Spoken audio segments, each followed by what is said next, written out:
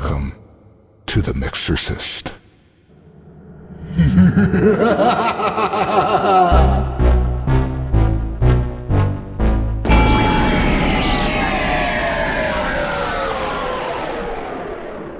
How's it going, man?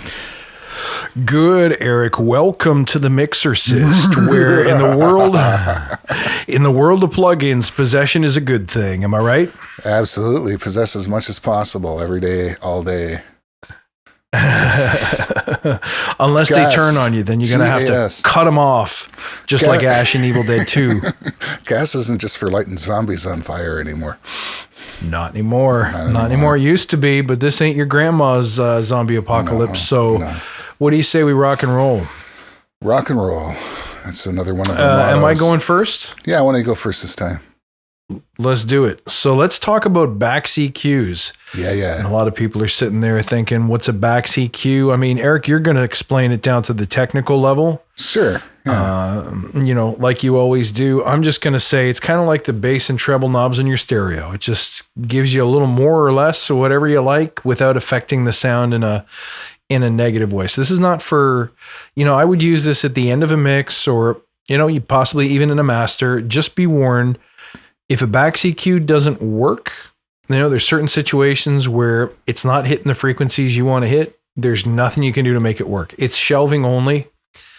And you use it if you just want to rebalance things a little bit. Bass and treble. That's kind of it. So let's take a look at my favorite plugin here called the Dangerous Bax EQ. We're going to use it on a full mix. Let's do the fuse chamber one again, because it had some problems down low and it could use a little brightening up top. Let's hear what it can do. So as I play along, you're going to hear me and see me move some shelves around. Let's do it.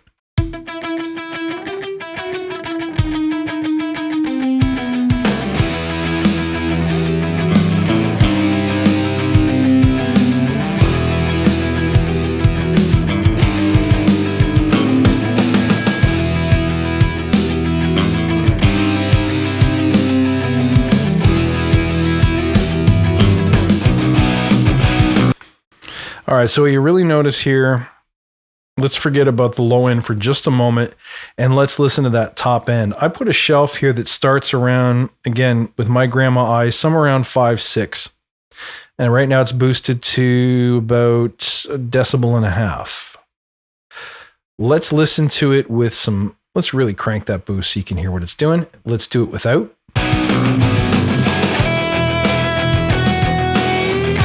And in.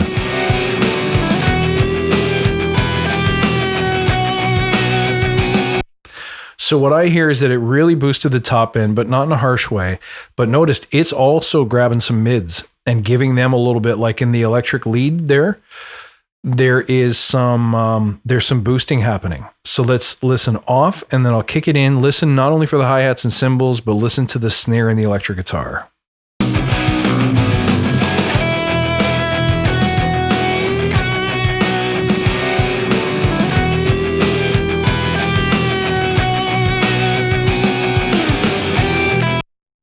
And it's climbing towards the top end of the mids, more like somewhere in, I'll call it 3 to 5, maybe not even as high as 5.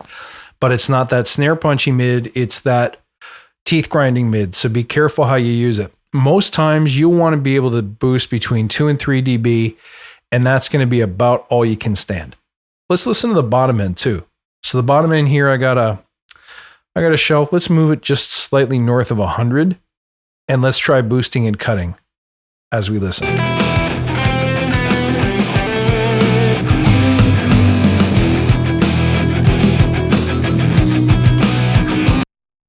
Granted an aggressive boost, so I'll pull that back to 110. Let's try it one more time.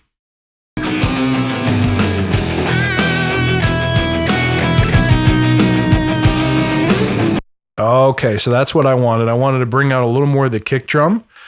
We're not going to boost that to 6 dB. Let's see what happens if we turn it the other way.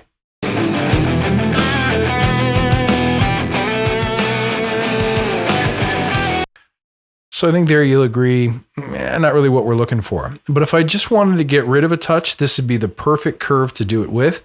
Let's try just adding a little bit. Let's go halfway to 3 on both the top end shelf and the low end shelf, and see what kind of magic we get before and after.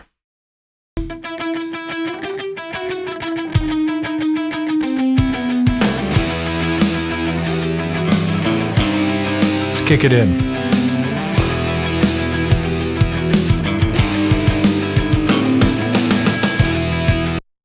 Even that's too much. I'd dial that bass down and I'd take away almost all that treble, and I'd probably be pretty happy with the change. One more time.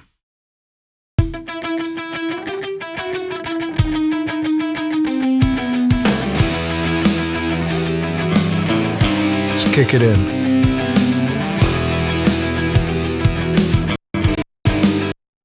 I'm comfortable with that. I think I might even back the treble down a little bit. Maybe have it starting around the 3.5 or something, and see if that gives me where I want to be.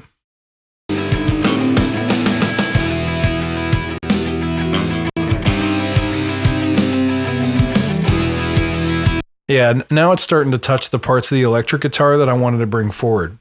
So you can use this in stereo mode, mid-side mode.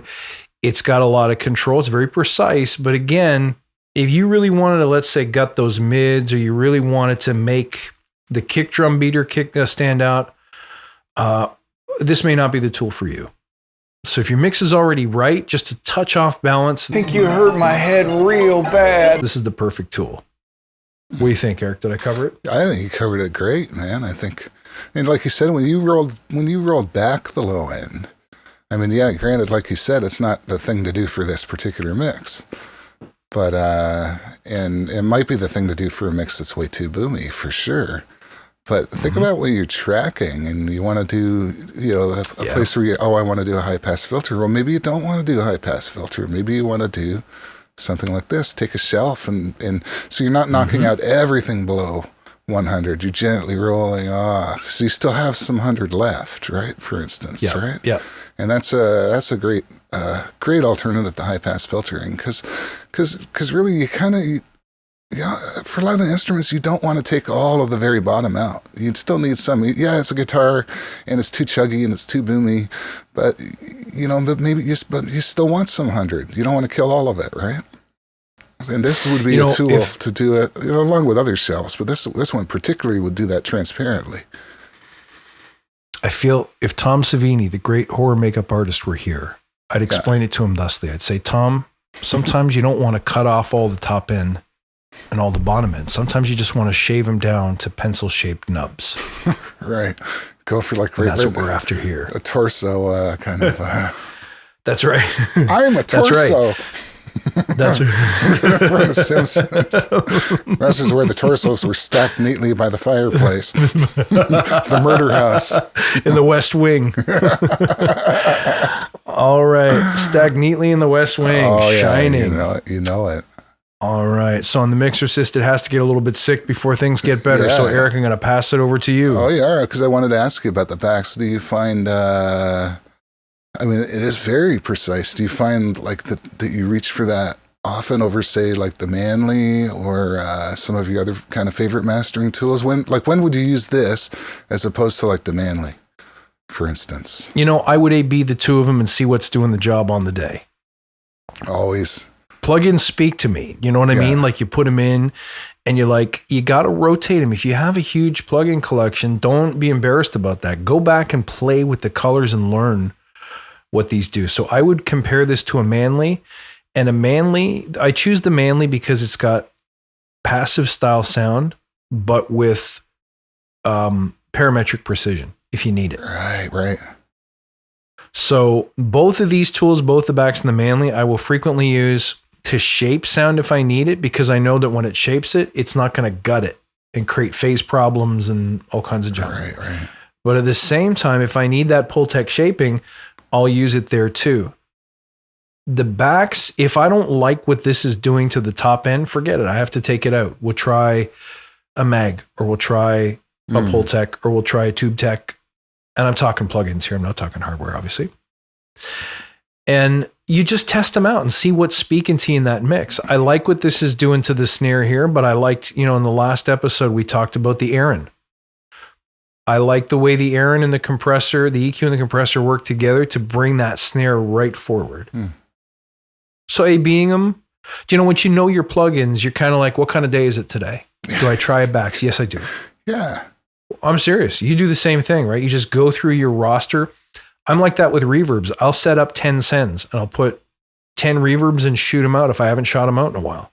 Yeah, just to remind yourself of, sometimes you got to remind yourself of what you actually have too. You go, oh yeah, Exactly. that one. Oh, that's right.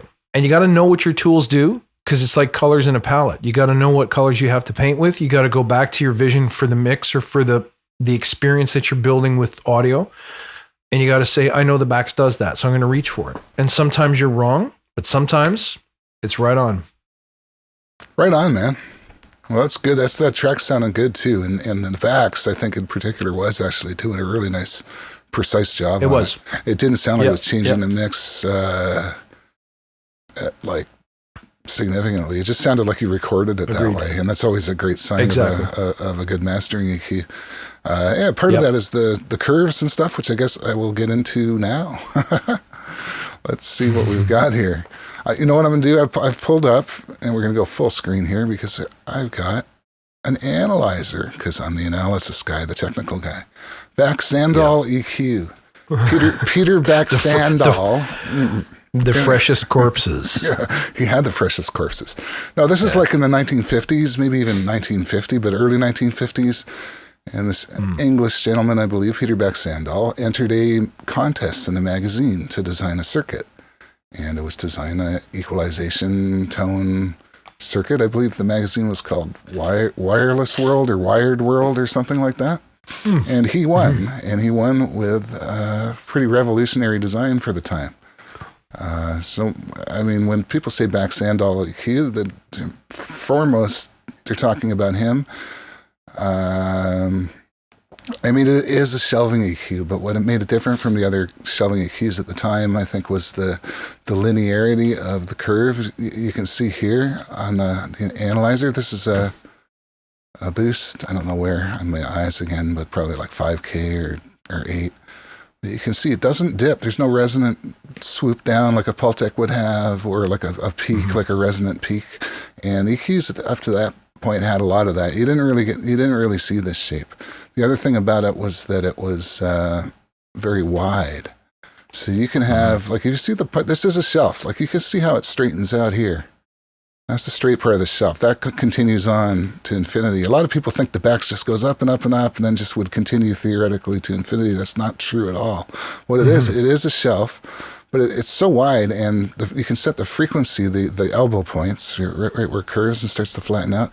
You can set them so high, and you can make it so wide that to the visible part of the graph, and indeed the visible part of the hearing spectrum, it does look like it goes up to infinity. Like maybe I could try to get some of that happening. Let's see, where's the high frequency? Let me increase that frequency. Is that right?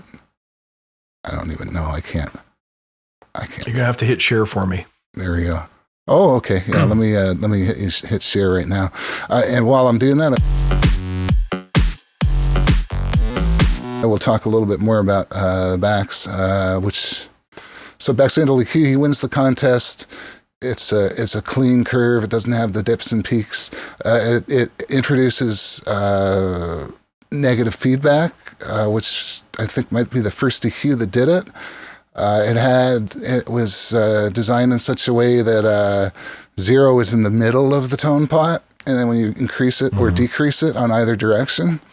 And that was unique because EQs then were kind of more like the Pultecs, where you had 2 knobs, a cut and a boost knob. Right. And it didn't use a lot of parts either. And that was the other brilliant thing about it. And this is why manufacturers used it in like everything, stereos, and they used it in guitar amplifiers, and they used it in consoles. Right. So what's a Bax EQ? I mean, there are Bax EQs all over the place if you define it by him and those 3 characteristics of well, actually there's 4 characteristics. There's the smooth curve, and what goes with that is a very low phase delay, which is why it sounds so natural. Why when you're boosting a whole bunch of frequencies, it sort of keeps their relationship. It doesn't muck with them. It just it keeps the balance of the sound. So there's those 2 things. It doesn't use a lot of parts, and also you can boost and cut on the same knob. And so So you got Baxandalls and everything, right? And I was going to try to fool around with the curve, but okay, there it is. So if I increase this all the way up, that's what I wanted. And you can still see, actually, it still does level out. Like on an analyzer, you can see still, even with the highest settings, you can still see that it is a shelf. So it's pretty trivial to make a Bax shape in any Fab filter or your DAW's default EQ. You can make the shape, but it's just you want to know what that characteristic is. It's going to be wide enough and smooth, and and that'll help. So enough with that guy. I'm going to show a bunch of free plugins. Actually, is what I'm going to do. It's stuff that you can get for free. And I'm going to start and also end with this one, which is the Choral from Acoustic Audio, because I have to. That's all I have to talk about, right? Is this Choral? It's a Bax EQ. The Choral set, the suite, the paid suite is amazing. It's one of my favorite things to master. It's got a really clear sound with a certain degree of hardness and accuracy to it that I really like. It doesn't smooth things out too much. It can even bring a bit of life to something that's a bit dull. And this Bax here is no exception. And I can even turn that on so you can see what curve I've got there. There you go. There's another great example, right? Nice and wide. It's getting down to 600 to 800 here. Even down at 400 and 500, there's still a little bit of a lift. And it doesn't start to top out until 10K maybe before it really starts to get straight. And by then, you're getting near the upper limits of the hearing there, right? So, so we'll hear that later, actually, that one. But I just want to very quickly run through other free ones you can get. This is the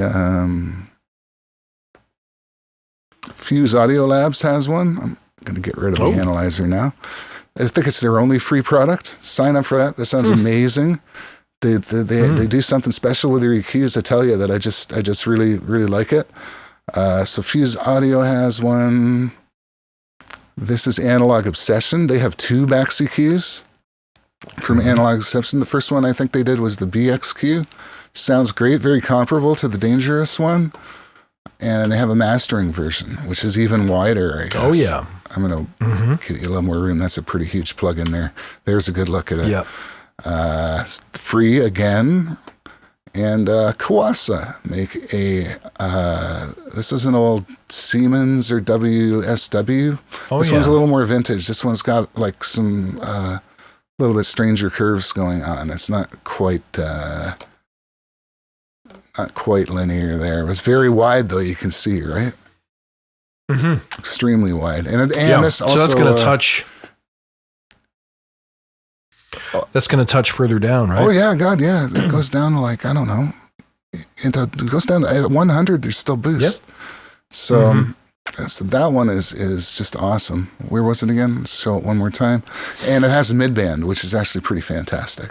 Great vintage sound. But not clean like the Dangerous, but also just another tool. And hey, these are free, right? So Kawasa, why not? The 2 from Analog Obsession, and he's got all of his stuff on the Patreon model. So that's like Air Windows, and there's tons to grab, and they're great. They really are. Yep. And now we'll go back to the and Fuse Audio, just to remind people again. And then now we'll go back to Choral from Acoustica. Yeah. Let me disable it. Let me play a mix. Let me turn off this analyzer stuff so we're not hearing all the clicks and pops and stuff. That's what it does. It sends click, click, click, click to do the analysis. That's free, by the way, too. Oh, that's clever. It's a pair of plugins. I like it. By Bertom. EQ Generator, you put that in the front, then you whatever you want to analyze, you put in the middle, and then you put the analyzer after whatever you're trying to analyze. I'll turn it back on. I dig it. So we can hear the signal. That's what it sends. Click, click, click. Oh, that's insane. So it's sending that, and it goes through whatever plugin you've enabled. I can just rapid fire through all of them. If I want to have 5 EQs and try to match the curves, I can just do that. Yep. And of course, I could pull that down so you're not hearing it. Right. Right. But I'm turning that off now. I'm turning it off. Yeah.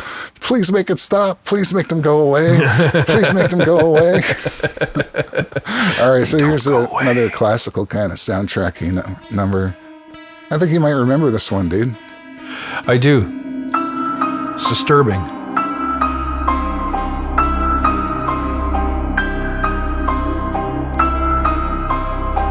A little too much level there. All right, we'll go back to our choral here. And you saw the curve. It was just a gentle high boost, but I also wanted to get some of the upper mids. So let's click that in now.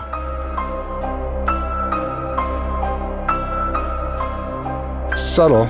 I'll turn it up more so you can hear what it's doing. Yeah. Off, on. Off. That's a pretty significant boost, but it doesn't, again, it's the backs, right? It doesn't sound like you're screwing with it too much. So Yeah. it's probably already got enough bass, but let's try to pull out some of that sub down at 80.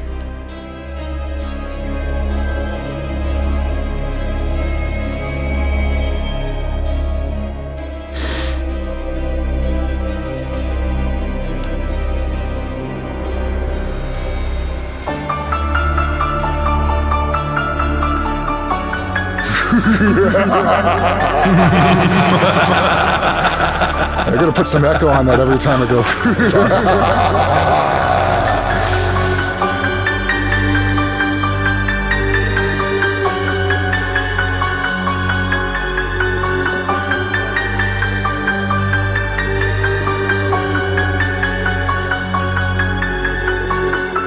Let's try to get some of those upper mids in for this guitar thing here.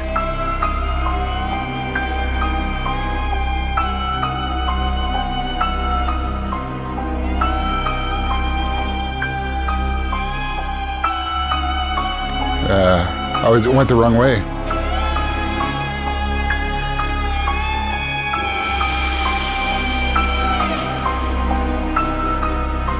See, it's so clean, like you can... Acoustic stuff I wouldn't automate because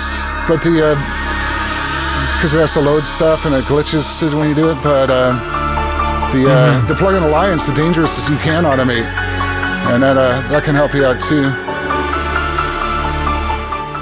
Anyway, yeah, so there's probably an example, and that again is free at Acoustica. So if you want to go on your Acoustica adventure for the the challenge and the heartache and the ecstasy and the ups and the downs and the learning curve and all that, because there is one. I'm not going to lie about that. Oh yeah, well worth it though. Fantastic plugins. I mean, I went for years without UAD, right? And that was like the gold standard. And so what do you do if you don't have UAD? I mean, well, you work harder. Maybe you work harder. But yeah. That's always been the way, man. If you want to learn it, you use the tools that you got in your hands and work them. Yeah. Until you've reached their limits. Yeah. Right. It's a privilege to have some of the more expensive ones or to not have to spend. But if you're a mixer out there and you're putting off doing projects because you think you need to spend on some high-end plugs, you don't. Man, there's good stuff out there for free or for cheap, and we'll try and bring those to you too. Especially when they're excellent quality, and this is no exception. This call is totally free, right? Yeah, the Baxter is not a trial. It's the Baxter's free. They have some awesome free stuff now. It's probably I can think about 4 or 5 that if you just go and just get the free stuff and never give them a dime, you're going to be like way ahead. It's an awesome bass, the bass tard, the Bastard bass enhancer. It's all like sections of the full suite. So that's what they do. They put out the backs, and then maybe you buy the whole choral suite if you want it. And then they put out the bass. The coffee, the pun is another good. Remember they dropped that last month? Insane. Oh yeah. And what great EQ. I prefer it to the full coffee almost because it's simple, easy to use, and it sounds incredible. Yeah. That's like a Valve germanium, probably Chandler bass. And then a few months before that, they did Celestial, which was the SSL Fusion. Yes. Celestial's like nice and sparkly. And anyway, the free stuff is just insane from the company. And then when you catch a sale like they're having right now, that's when you get stock up on them because you're going to want them. They all have their own character, and it's like, okay, well, but maybe you could just get it with your built-in. And it's like, yeah, you could get the same curves.